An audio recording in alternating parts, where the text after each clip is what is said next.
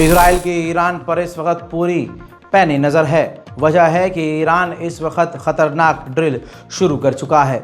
ताज़ा तरीन अपडेट यही है कि ईरान ने अभी कुछ दिन पहले ऐलान किया था वो एक बड़ा मिलिट्री एक्सरसाइज शुरू करने वाला है, जिसमें वो नए टेक्निक और नए हथियारों का भी प्रदर्शन कर सकता है। ऐसे में खबर आ रही है कि इजराइल पूरी तरह से अलर्ट पर है और ईरान की मिलिट्री एक्सरसाइज पर उसकी पैनी नज़र है।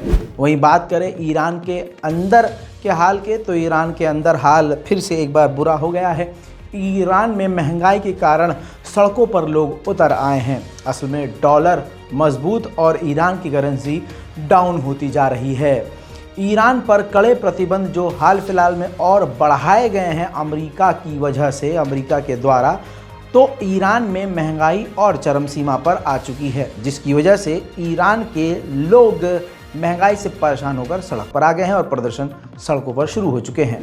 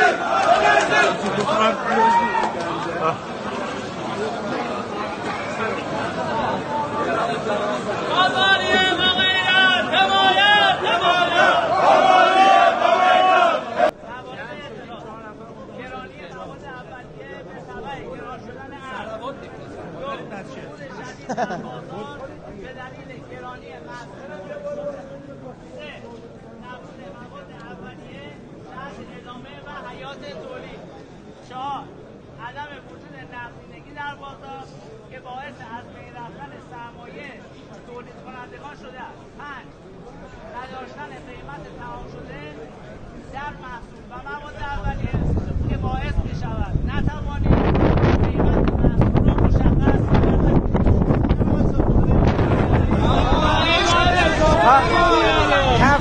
इजराइल की मिलिट्री ने एक तरह से माना है कि वो अभी काफ़ी कमज़ोर है। इजराइल की मिलिट्री ने कह दिया है कि अगले साल इजराइल का डिफेंस बजट और बढ़ाना चाहिए ताकि अंडरग्राउंड बेसमेंट और बंकर ज़्यादा से ज़्यादा बनाए जा सकें और डिफेंस सिस्टम मजबूत किया जा सके। इजराइल की मिलिट्री जो ये बात कह रही है, इसका दूसरा मतलब ये है कि फ़िलहाल इजराइल का डिफेंस काफ़ी कमज़ोर है। उधर सीरिया में ईरान को बड़ा झटका लगने के बाद ईरान दूसरे अरब देशों के साथ अपने संबंधों को बेहतरीन करने में लगा हुआ है। इस वक्त यूएई ईरान के विदेश मंत्री पहुंचे हुए हैं और ईरान के विदेश मंत्री इस वक्त यूएई के तमाम बड़े अधिकारियों से मुलाकात कर रहे हैं। इस्माइल हानिया के कत्ल की और भी ताज़ा तरीन जानकारियाँ इजराइल के ही द्वारा अब सामने आ रही हैं। बड़ी खौफनाक प्लानिंग मूसाद ने की है और मूसाद कितना ताकतवर है आज ये एक बार फिर से समझ में आ रहा है। मूसाद कहाँ तक घुसा हुआ है ये भी सोचने की बात है। हज़रात मोहतरम, जिस बिल्डिंग के अंदर इस्माइल हानिया का कत्ल किया गया गेस्ट हाउस में, वो IRGC का गेस्ट हाउस था, यानी एक सेफ गेस्ट हाउस था।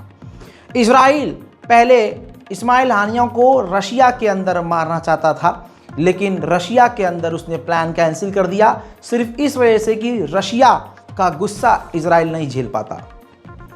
फिर उसके बाद ऑप्शन यह आया टेबल पे कि इस्माइल हानिया को तुर्की के अंदर कत्ल किया जाए, लेकिन तुर्की नेटो का मेंबर है। ऐसा अगर कुछ तुर्की के अंदर इजराइल करता तो नेटो इजराइल पर भड़क जाता, तो तुर्की के अंदर भी ऑप्शन कैंसिल कर दिया गया। फिर फाइनली चुना गया तेहरान, और तेहरान का IRGC का गेस्ट हाउस।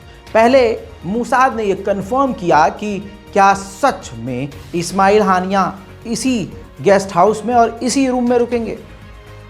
ईरान के अंदर तक, सिस्टम के अंदर तक मूसाद घुसा हुआ है। जानकारी कंफर्म होती है, जैसे ये कंफर्म होता है तो बताया जा रहा है कि जो इस्माइल हानिया का कमरा था उसमें जो बेड था, बेड के नीचे विस्फोटक चिपका दिया गया। और जिस दिन इस्माइल हानिया का कत्ल हुआ उसी दिन इस्माइल हानिया वो कमरा छोड़ने वाले थे, क्योंकि उस रूम का एसी खराब हो गया था। खबर यह है कि उस एसी को भी ठीक अपनी पावर का इस्तेमाल करके मोसाद ने सिस्टम में घुस के उस एसी को ठीक करवाया, जिसकी वजह से इस्माइल हानिया ने वो रूम नहीं छोड़ा। फिर रात को लगभग 1 बजे करीब धमाका होता है और उसी वक्त इस्माइल हानिया की मौत हो जाती है। वहीं गाजा में एक इजरायली सैनिक की मौत हो गई है। हमास के स्नाइपर ने सर का निशाना लगाकर कत्ल कर दिया। हजरात, अमेरिका हमेशा से झुठलाता आया है कि हमारे MQ-9 रीपर को मारा नहीं गया है, लेकिन ताज़ा तरीन मंजर खुद हुथीज़ ने जारी कर दिया है। आसमान में MQ-9 रीपर उड़ता हुआ दिखा, जिसके बाद उसको मार कर गिराने का वीडियो हुथीज़ ने जारी करके अमेरिका की इज्जत को एक बार फिर से खाक में मिलाया। जैसे आज की रिपोर्ट में मैंने बताया था कि नेतन्याहू का ऑपरेशन होना है। बता दूं कि नेतन्याहू का ऑपरेशन कामयाबी से हो गया है और इस वक्त वो बेड रेस्ट पर हैं। ईरान का सीरिया से बाहर निकलना क्या था कि अब अमेरिका ने इराक के अंदर और सीरिया के अंदर अपनी फौज को बढ़ा दिया है। 2 कार्गो प्लेन भर भर कर इराक में अमेरिकी फौज उतरी है। वहीं इराक में जो ईरान के प्रॉक्सीज थे, ईरान के फाइटर्स थे, वो सीरिया के बॉर्डर से पीछे हट गए हैं, काफ़ी दूर हो गए हैं। उधर इजराइल के मिनिस्टर ने कहा है कि जेरूशलम के गेट दमिश्क तक पहुंचेंगे। मतलब साफ है कि सीरिया के काफ़ी अंदर तक इजराइल कब्जा करके इजराइल को सीरिया के अंदर तक बढ़ा देगा। वहीं ताज़ा मंजर आया है, ताज़ा विजुअल्स में देखा जा सकता है, गाज़ा के अंदर बची कुची मस्जिदों को इजराइल बमबारी कर रहा है और उनको निशाना बना रहा है। नेतन्याहू वैसे तो बिस्तर पर हैं, लेकिन फिर भी इजराइल के लोग नेतन्याहू पर भड़के हुए हैं और नेतन्याहू के हरकतों और ज़बरदस्ती जिस तरह से उन्होंने अपने मुल्क को जंग में झोंक दिया है और देश के लिए ख़तरा पैदा कर दिया है। बेरोज़गारी बढ़ रही है, महंगाई बढ़ रही है, कंपनियां बंद हो रही हैं, इजराइल की करेंसी डाउन हो रही है, GDP बर्बाद हो रही है और इजराइल का हर व्यक्ति ज़बरदस्ती जंग में झुलस रहा है, जंग में जा रहा है। ऊपर से हमास के साथ इजराइल के प्रधानमंत्री नेतन्याहू डील नहीं कर रहे हैं। इन तमाम वजहों से अब इजराइल के यहूदी लोग नेतन्याहू से खफा हैं और सड़कों पर अभी भी प्रदर्शन कर रहे हैं।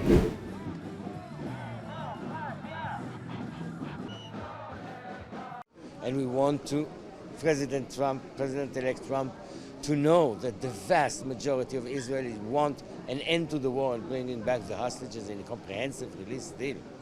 This is the vast majority, every pause. But he keeps, portraying the picture otherwise. And this is why we want to warn President Trump that Netanyahu is trying to deceive him. Today, as we light the 4th candle of Hanukkah, our loved ones mark 449. ठीक इसी तरह से Norway में भी फिलिस्तीन के समर्थन में प्रदर्शन तेज हो रहे हैं। الجلال والجمال والسناء والبهاء في رباء पाबंदियों के बावजूद बरतानिया में भी इजराइल के खिलाफ फिलिस्तीन के समर्थन में सड़कों पर लोग।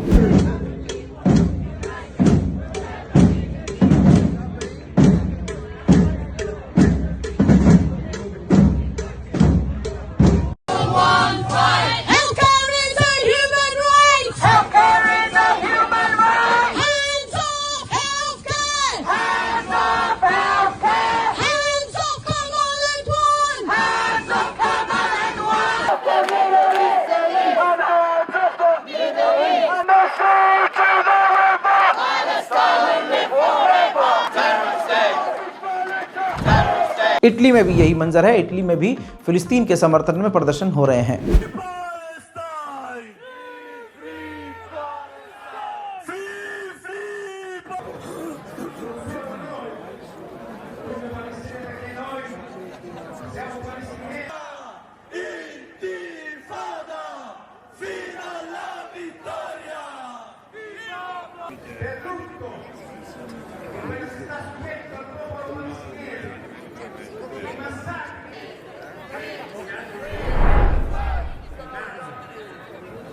मोरक्को के अंदर भी इसी तरह से लोग सड़कों पर फिलिस्तीन के समर्थन में नजर आ रहे हैं।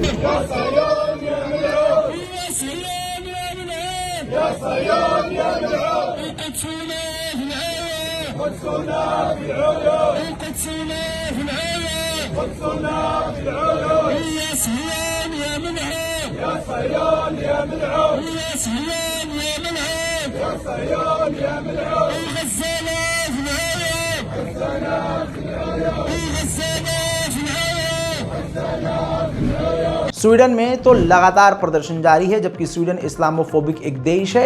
लगातार पाबंदियों, गिरफ्तारी और मारपीट के बावजूद स्वीडन में लोग सड़कों पर उतरे हुए हैं फिलिस्तीन के समर्थन में।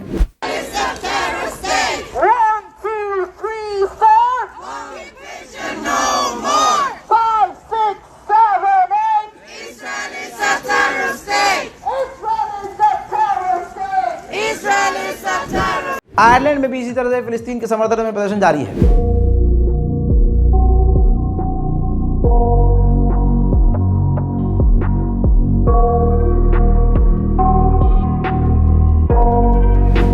बेल्जियम के अभी मंजर दिखा देता हूं। बेल्जियम में भी पूरी तरह से फिलिस्तीन के समर्थन में प्रदर्शन।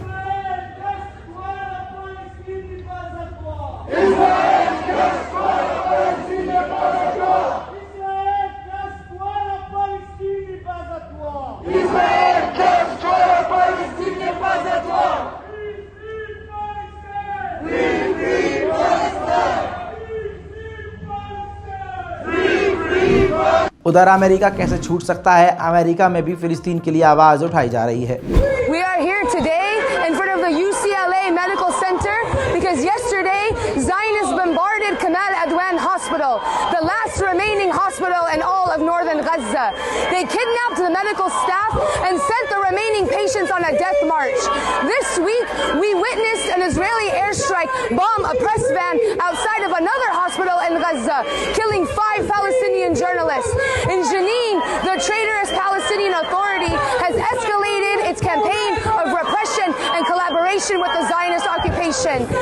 उधर में दोस्तों सीसीटीवी फुटेज साफ नजर आ रहा है। ये देखिए, फिलिस्तीन के इलाकों में सेटलर्स इकट्ठा होकर फिलिस्तीनियों के इलाकों पर और उनके घरों पर हमला करने के लिए जा रहे हैं। 7 अक्टूबर के बाद इन 2 सालों में 35,000 यहूदी पूरे दुनिया में जहां जहां अलग अलग रह रहे थे, 35,000 यहूदी इजराइल आए हैं बसने के लिए, क्योंकि इजराइल ने उनको ऑफर किया है कि अब हमारे पास गाज़ा, फिलिस्तीन, वेस्ट बैंक की ज़मीनें हैं, हम आपको फ्री में ज़मीन देंगे और आपको बसाएंगे। उधर लेबनान के आखिरकार सरकार ने आधिकारिक तौर पर कंप्लेन की है और जानकारी दी है कि इजराइल की मिलिट्री अभी भी हमारे यहाँ लेबनान की सरजमीन पर मौजूद है और लेबनीज मकानों को जला रही है। उधर मेरे दोस्तों सैटेलाइट इमेज से ध्यान से देख लीजिए, अमेरिका के 2 वॉरशिप जो नीचे वाले हैं, ये 2 वॉरशिप हैं, युद्धपोत हैं, और ऊपर USS Harry Trueman aircraft carrier है जो कि यमन के बेहद करीब तैनात है। साफ नजर आ रहा है कि बरतानिया, अमेरिका और इजराइल इस वक्त यमन को चारों तरफ से घेर रहे हैं। अगला नंबर यमन का है और यमन को सीरिया की तरह, गाज़ा की तरह, लेबनान की तरह बर्बाद करने की तैयारी है। Middle east special breaking news में फिलहाल के लिए इतना ही। इस रिपोर्ट को शेयर कीजिए। इससे पहले जो वीडियो रिपोर्ट अपलोड की है उनको भी जाकर देखिए ताकि आपको तमाम जानकारियां मिल जाएं। मैं हूं रज़ा और आप देख रहे थे रज़ाग्राफी अनस्क्रिप्टेड। जय हिंद।